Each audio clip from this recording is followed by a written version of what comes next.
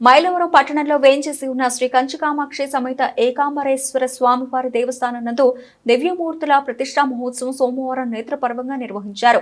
ఈ ప్రతిష్టా మహోత్సవంలో మైలవరం శాసనసభ్యులు వసంత వెంకట కృష్ణ ప్రసాద్ పాల్గొన్నారు. ఆలయంలో అమ్మవారిని దేవతామూర్తులను దర్శించుకుని ప్రత్యేక పూజలు చేశారు. బాలత్రిపుర సుందరి, శ్రీచక్రము, ఏకాంబరేశ్వర స్వామి, సిద్ధి గణపతి, సుబ్రహ్మణ్యేశ్వర స్వామి, జంటనాగులు, కాలభైరవ నవగ్రహాల దివ్య ప్రతిష్టా మహోత్సవాన్ని శాస్త్రోక్తంగా నిర్వహించారు.